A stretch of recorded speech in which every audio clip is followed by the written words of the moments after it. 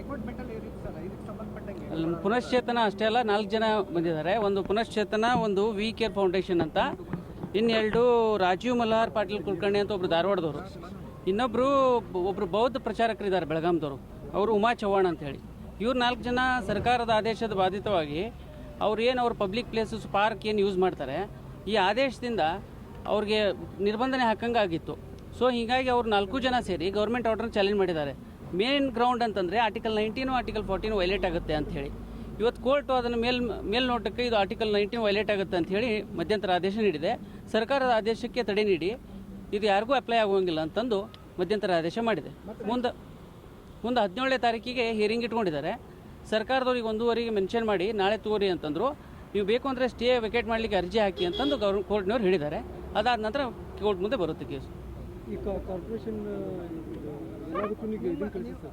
ಪರವಾಗಿ ವಾದ ಮಾಡುವಾಗ ಕಾರ್ಪೊರೇಷನ್ ಇದರ ರೋಡ್ನಲ್ಲಿ 10ಕ್ಕಿಂತ ಹೆಚ್ಚು ಜನ ಯಾರು ಗುಂಪು ಸೇರಬಾರ್ದು ಅನ್ನುವಂಥ ಒಂದು ಇದನ್ನು ಮಾಡಿದ್ರು. ಅಂದರೆ ಅದು ಗೌರ್ಮೆಂಟ್ ಆರ್ಡ್ರಲ್ಲಿ ಇರೋದೇ ಹಾಗೆ. ನೀವು ಮೋರ್ ದೆನ್ ಏನದು ಮೋರ್ ದೆನ್ 10 ಅಂತ ಬರ್ದಿಲ್ಲ ಅವರು.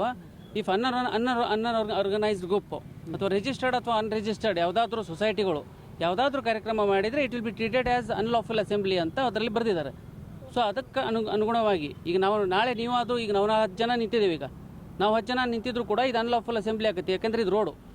ಸೊ ಇದನ್ನು ನಾವು ವಾದ ಮಾಡಿದಾಗ ಕೋರ್ಟ್ನವರು ಇದು ಮೇಲ್ನೋಟಕ್ಕೆ ಇದು ಸಮಂಜಸ ಅನಿಸಿ ಮಧ್ಯಂತರ ಆದೇಶ ನೀಡಿದ್ದಾರೆ. 17ನೇ ತಾರೀಕು ಡೇಟ್ ಕೊಟ್ಟಿದ್ದಾರೆ. ಬಟ್ ಅದಕ್ಕಿಂತ ಮುಂಚೆನೇ ಗೌರ್ಮೆಂಟ್ನವರು ಅರ್ಜಿ ಹಾಕಿ ಅವ್ರು ಮೆನ್ಷನ್ ಮಾಡಿದ್ರು ಈಗ 1:15ಗೆ. ಕೋರ್ಟ್ನವ್ರು ನೀವು ಮೂವ್ ಮಾಡಿ ನೋಡೋಣ ಅಂತ ಹೇಳಿದ್ದಾರೆ. ಯಾವುದೂ ಡೇಟ್ ಕೊಟ್ಟಿಲ್ಲ. ಇಲ್ಲ, ಅವ್ರು ಮೆಮೊ ಕೊಟ್ಟರು ನಾಳೆಗೆ ತೋಳೆ ಅರ್ಜೆಂಟ್ ಇದೆ ಅಂತ. ಬಟ್ ಕೋರ್ಟ್ನವ್ರು ನೀವು ಬೇಕಂದ್ರೆ ಸ್ಟೇ ವೆಕೇಟ್ ಮಾಡಲಿಕ್ಕೆ ಅರ್ಜಿ ಹಾಕಿ ನಾವು ಪರಿಗಣನೆ ಮಾಡ್ತೀವಿ ಅಂತ ಹೇಳಿದ್ದಾರೆ.